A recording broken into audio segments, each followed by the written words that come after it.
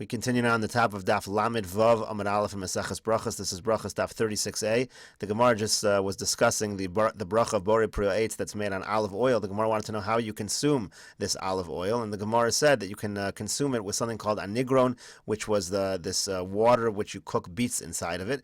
The Gemara also mentioned something called oxygron, which the Gemara now says dekul hushalki. That refers to when you cook all kinds of vegetables, you create this oxygron. So the point of the Gemara was that you're going to be making a bracha Borei Priya Eitz when you put the olive oil into anigron. But the Gemara asks, imkain, if so, havele anigron ikr v'shemen tafel. The anigron will be the ikr, the shemen will be tafel. Utanan, we learned in the Mishnah, zeh klal, this is the rule, kol shu ikr v'imo tfeila mevarech al ikr upoter satzfeila. The rule is you make a bracha on the ikr, which would be the anigron, and you would pater the tfeila, so you wouldn't be making a Borei Priya Eitz. So the Gemara answers, hacha b'mayaskin, and here what is the case? B'choshesh begrona, the person's throat is hurting. The Tanya that we learned in a brisa, choshesh begrona, if someone's throat is hurting, lo ya'arenu b'shemen et techila b'Shabbos. The person shouldn't pour or drink oil straight on Shabbos for the purpose of healing the throat.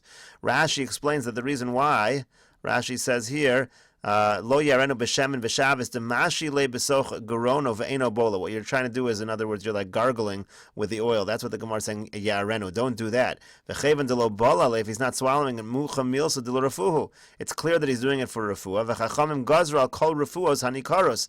Chachamim said you're not allowed to do refuah that is nikr mishum shchika samonim shim malacha, because you might come to grind to create other medicines, which is a malacha. So that the Gemara says you shouldn't do. So what do you do instead? Avol no sen shemen harve lesoch anigron ubolaya. Put a lot of shemen inside the anigron and you swallow it. And that's going to be the scenario where really the olive oil is the ikr and you make a bracha on it even though it's part of anigron. That's going to be a case where you make a Borei Priya Eitz. So the Gemara says pshita. If that's the case, it seems obvious. So the Gemara says no. Ma'u detema, what might you have said? Kevan de l'refuah kamechavin, since you have intention for refuah, lo livrach alei klal, the person shouldn't make a bracha at all. You're not really eating this. You're doing it for refuah. You don't make a bracha. Gemara says no. Kamash malon, it comes to teach us kevan de islay hana minei boy bruche. Since he's getting a hana, since he's getting pleasure besides for the refuah, he is eating something. He does need to make a bracha. Gemara now moves on to two dots to discuss the bracha that's made on flour. If a person were to eat flour raw, what would be the bracha? Kimcha dechiti. What if a person has flour made of wheat? Rav Yehuda Amar Borei Priya Adama. Rav Yehuda says it gets a bracha of Borei Priya Adama. Rav Nachman Amar Shahakol Niyeh Bidvaro. Rav Nachman says it is a Shahakol Niyeh Bidvaro. Now in Rashi here, you need Rashi to understand what the question here is. So Rashi says Borei Priya Adama Kishar Koses Chitin. This would be the same as chewing wheat. So Rashi is explaining that it is certainly true that if a person would eat the wheat, he would make a Borei Priya Adama. The question is, if you've converted the wheat into flour, does it stay with a Borei Priya Adama? That's Rav Yehuda's opinion. Or is it a Shahakol? That is Rav Nachman's opinion. Amarle Rava le Rav Nachman. So Rava said to Rav Nachman, Lo siflo galed Rav Yehuda. Don't argue in Rav Yehuda. The Rav Yochanan and Shmuel kaimi kavasi, because Rav Yochanan and Shmuel both hold like him. The Amar Rav Yehuda Amar Shmuel v'chein Amar Rav Yitzchak Amar Rav Yochanan, because Rav Yehuda says in the name of Shmuel, Rav Yitzchak says in the name of Rav Yochanan, Shemen zayis mevarchen olav Borei Priya Eitz. When it comes to olive oil, as we discussed before, the bracha is Borei Priya Eitz. Alma, you see, afagav de ishtani, even though you've changed it, it's no longer olives, it is now olive oil, b'mil sekoy, it stays with its original bracha. Hachinami afagav de ishtani, b'mil sekoy, so to over here, I've taken wheat, which is a bracha Borei Priya Adama, I change it into flour, it should be the same thing as olive oil, and I should continue with the Borei Priya Adama. So the Gemara says it's not comparable at all. Me dummy, is it really a comparison? Hasam les leiluya acharina. Over there's nothing more you can do with it. When you take the olives, you make it olive oil, that's ultimately what it's going to be. Hacha isle iluya acharina bepas. But over here, when I take wheat and I turn it into flour, I'm ultimately going to be making it into bread. This is an interim stage. Maybe it would not get a Borei Priya Adama. And the Gemara asks, though, is that really true that when there's another step where it's going to rise in level, you don't make a Borei Priya Adama, ela shahakol, rather you make a shahakol? We have proof that that is not the case, that does not make a difference, that it's going to eventually turn into bread. From the following, V'amar Rabbi Zera, Amar Rav Masna, Amar Shmuel. Rav Zera says in the name of Rav Masna, in the name of Shmuel, Akorachaya v'kimcha desari. When it comes to raw gourd, this is a vegetable called calabash, so it's generally eaten cooked. And also when you have flour that's made out of barley, mevarchinon alayu shakol niyeh bidvaro. The bracha is shahakol. You don't make a bore priya when it comes to the ikra. You don't make a bore priya adama on these things. So my lav doesn't it mean dechite bore priya adama? So what they're trying to prove is as follows. They're trying to say the fact that Shmuel only listed these things for shahakol, it implies to us that by chitim, by wheat, it would be bore priya adama. So the Gemara is trying to say even though it's going to turn into bread eventually, the implication here is that it would be bore priya adama. The Gemara says no, it's not a good implication. Lo no. Dechiti nami shakol niyabid varo. The truth is that this would be true of all these items. Whether you're talking about the kara, whether you're talking about the kimcha desari, doesn't make a difference. It's always going to be shahakol because this is not ultimately how they're supposed to be eaten. And it's true by wheat also. So the Gemara says, but if so, v'lishminin dechita v'kol shekein desari, why not teach us that you say a shahakol on the flour of wheat, and for sure you're going to say shahakol on the flour of barley?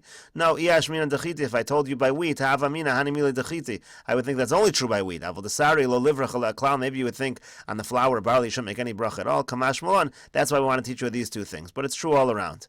The Gemara says, would you really think not to make a bracha at all? Umi gara mi melech v'zamis. Is it any different than salt or zamis? Rashi over here says that zalmis is mei melech. It's like salt water. So the Gemara says the Tanan, because we learned in the Mishnah al hamelech ve'al zamis omer shakol niyabid varo. On salt and on zamis, on this salt water, this brine, you say shahakol. So clearly everything seems to get a shahakol. So no, itzrich, we would still need it. Salkadai techamina melech v'zamis ovid inish deshadi lepume. Think that salt and zamis, those are things that some people sometimes eat. Avol kimcha desari, but when it comes to flour of made out of barley, hoel v'kashel lekukyani. What is kukyani? Rashi says it's difficult for toloim shebimeyayim, worms that are in the intestines. It creates this disease. Lo livrach ale aklal. I would think maybe there's no bracha at all. That's what I would think.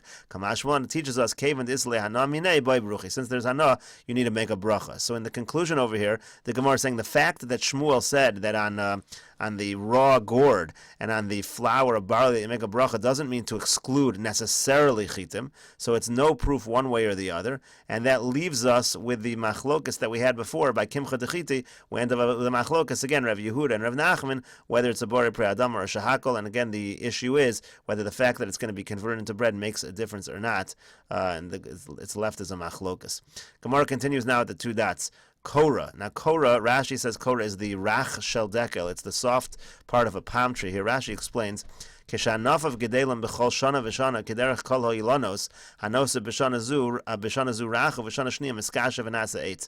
When these branches are growing each year, like regular trees, when it comes to a palm tree, so in the first year it's going to be soft and it's actually going to be edible. Then in the second year it gets hard; it becomes like wood and you can't eat it anymore. So you're eating this branch from the palm tree in the year when it's still soft and edible. What bracha do you make on it? Rav Yehuda Amar Bore Preadama, u'Shmuel Amar Shakol Niyabid V'ro. Similar machlokas. Rav Yehuda says that you make a Bore Preadama, and Shmuel says that you make a Shahakol. Rav Yehuda Amar Bore Preadama Pirahu. Rav Yehuda says you make a Bore Preadama because it's a fruit, it's something that you eat. U'Shmuel Amar Shakol Niyabid V'ro, Hoel V'sofo Lahakshos. But Shmuel says no, since it's eventually going to become hard, it's not something that you make a Bore Preadama on, you make a Shahakol on. Amar Le Shmuel Rav Yehuda. Shmuel said to Rav Yehuda, Shinana, the sharp one, kivasach mistabra. It's logical like you. Ta'atznun, because when you look at a radish, sofo lahakshos, that's something that eventually becomes hard. Umevarchinan ala bor preadama, just like you said, you make a bor preadama on that. But the Gemara says it's not a proof. Velohi, it's not a good proof. Tzanun, nati inshi adaita de pugla. When people plant snun, they're doing it al das, that they're going to eat it when it's soft. That's called pugla. Rashi says pugla is snun. When it's soft and edible, it's called pugla. Dikla lo nati insha adaita dekor. But when it comes to the dekel tree, people are not planting it on the knowledge and on the understanding that they're going to be eating the branches when they're soft. The Gemara says, but is it really true that when a person doesn't have the intention when he's planting the item, you don't make a bracha? But what about slaf, which are capers? Now, capers have numerous parts of the caper are edible. They have the leaves.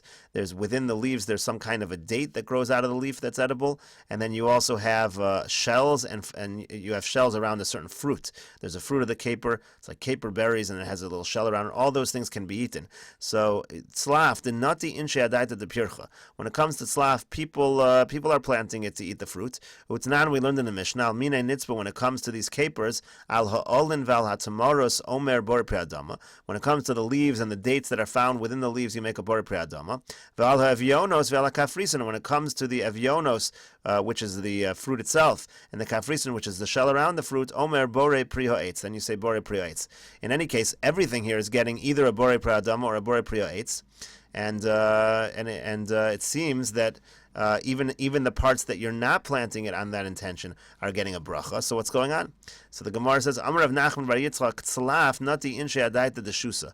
Now even when it comes to tzlaf, it is planted adaita deshusa. Now Rashi explains here as follows. Tzlaf nati inshe adaita deshusa lechol esa olim esa tmaros she'enan mematin esa ilan bekach. That is the key. Even when it comes to tzlaf, so you're really planting it for the main fruit. You're not planting it for the leaves. You're not planting it for the dates that grow within the leaves.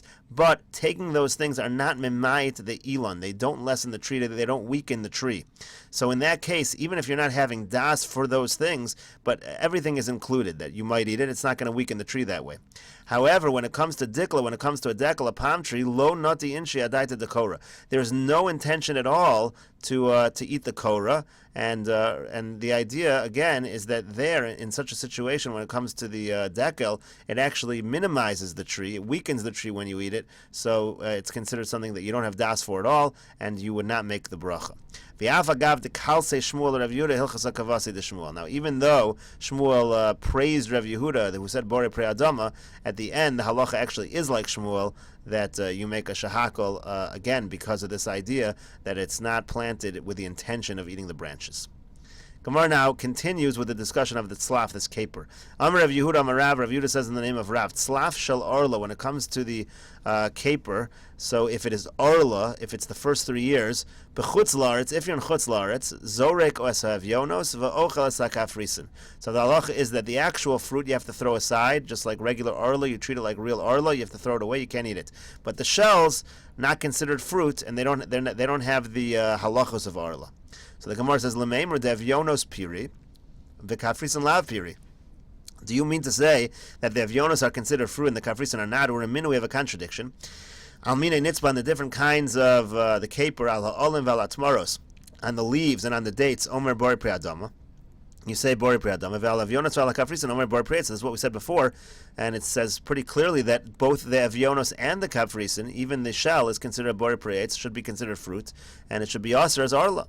So the Gemara answers, Hu da Amar Rabbi Akiva. So the Gemara answers that Rabbi Yehuda in the name of Rav follows Rabbi Akiva's opinion. Tetanan, because we learned in the Mishnah, Rabbi Eliezer Omar Tzlaf Misaser, Tamaros Ve'avyonos Ve'kafrisin. According to Rabbi Eliezer, you have to take meiser off all these different parts of the tzlaf, whether it's the dates, whether it's the fruit, and whether it's the shell. Rabbi Akiva Omer Ein Misaser Ela Avyonos Bilvad B'mnei Shupri. But Rabbi Akiva argues, he says, no, the only part that's really the fruit is the actual fruit, the avyonos. Everything else doesn't need to take off meiser. So Rav essentially holds like Rabbi Akiva. You only have to worry about the avyonos. The kafrisin are fine. You can eat them. They're not fruit. They're not subject to arla. So the Gemara says, "V'neima halacha Rabbi Akiva." Why doesn't he just simply say the halacha is like Rabbi Akiva? So the Gemara says no, because he didn't. If you read carefully what he said, he didn't say you can always do this. He said only in chutz laaretz. So he said, "Iyamar halacha Rabbi Akiva hava mina afilu ba'aretz." If he would have said the halacha is like Rabbi Akiva, I would think that is even true in Eretz Yisrael. Kamash molon kol hamekel ba'aretz halacha kamosa b'chutz laaretz. What we're really saying is, it comes to teach us that anyone who's lenient in Eretz Yisrael, meaning Rabbi Akiva, so we follow him in chutz laaretz. Aval ba'aretz lo, but in Eretz Yisrael he wouldn't say this. So Rav wasn't really paskening like Rabbi Akiva through and through. He was saying that we can be lenient like Rabbi Akiva when we're in chutz laaretz. In chutz laaretz, when it comes to arla, it's not a doraisa. So the Gemara says, "V'neima halacha Rabbi Akiva b'chutz laaretz, t'chol hamekel b'aretz halacha kamoso b'chutz laaretz." Why doesn't he just say that? He should say that halacha is like Rabbi Akiva because he's lenient, and in chutz laaretz we can go like the lenient opinion. So Yomer Hachi Hava Mina Hani Mile Gavi Meiser Elon. Now, if he said that, I would have thought that's only true by Meiser of Ilonos, of trees, Devaretz Kufa Midrabanan, because when it comes to Meiser, Meiser of Ilonos in general, even in Eretz Yisrael, is Derabanan. Aval gabe orla de ba'arz midoraisa, but when it comes to orla, which in Eretz Yisrael is midoraisa, ema b'chutz laaretz nami nigzer, maybe Rav would have been strict. Kamash malon, so he wants to tell you that you should know, even by orla, which is a din doraisa in Eretz Yisrael, but when you're in chutz laaretz, you can be lenient, like the opinion of Rabbi Akiva, and you only need to worry about the fruit itself. You don't need to worry about the avyonos. You only need to worry about the fruit. You only need to worry about the avyonos. You do not need to worry about the kafrisin. Ravina ashkeche lamar bar Ravashi de kazarik avyonos v'kachal kafrisin. Now, so Ravina found mar bar Ravashi. He was throwing aside the avyonos. He was eating the kafrisin exactly like Rav said. Amar Lei said to him, "My daitach Rabbi Akiva demekel." What's your opinion? Like Rabbi Akiva, who is lenient? B'liyavid mar kebeis Shammai demekili tvei. You should go like Beis Shammai, who's even more lenient than Rabbi Akiva. So what he's asking is, we're going to see in a moment that Beis Shammai has an even more lenient opinion when it comes to the tzlaf, to the caper, than Rabbi Akiva. And according to Beis Shammai, you would maybe be able to eat any of it. So let's see what Beis Shammai says. The Tanan we learned in the Mishnah, tzlaf. When it comes to tzlaf, Beis Shammai omrim kilayim bekerim, uBeis Hillel ein kilayim bekerim. So Beis Shammai say that there's a halach of kilayim when it comes to tzlaf. If it's mixed with a vineyard, it's considered kilayim. Beis Hillel says not a problem. Elu ve'elu modim shechayim ba'orla. And both say that these are considered fruits. They're chayiv in orla. Now this is a very difficult to understand Mishnah. So the Gemara asks Hagufa Kasha. It's internally contradictory. Amrit slaf Beis Shammai kilayim bekerim. First Beis Shammai say that slaf is considered kilayim. Alma min yereku. That implies that it's a vegetable. The halachas of kilayim applied to yerakos. V'hadar tani elu ve'elu modim shechai ba'orla. Then it says everybody agrees it's an orla. Alma min ilanhu. So if it's subject to orla, it seems to be from a tree. It seems to be a fruit from a tree. So the Gemara says, holo kash, not a kasha. The real solution is Beis Shammai svuke mesafkalu. Beis Shammai is in doubt about the tzlaf. Ve'avdi hachal l'chumra v'hachal l'chumra. So they're just being strict on both ends. They're saying that you have to be strict when it comes to kalayim. You have to be strict also when it comes to arla. But what does it come out? Mikol makam, it comes out. Nevertheless, the Beis Shammai have a safek arla. The entire tzlaf is just a safek arla. Utana and safek arla beretz Yisrael aser. And we learned in the Mishnah that when you have a safek arla in Eretz Yisrael it's aser. Uvesurya mutter, and in Surya it's mutter. V'chutz la'aretz yard. We'll see in chutz la'aretz we're also lenient. So the Gemara here is asking that if we always want to go by like the most lenient opinion by tzlaf in chutz la'aretz by tzlaf, you should follow not Rabbi Akiva's opinion, where Rabbi Akiva only asers the avionos and not the kafrisin. You should go like Beis Shammai. Says the whole thing is just a suffix and it's mutter. So the Gemara will continue this discussion on the top of Daf Lamed Vav Amud Beis.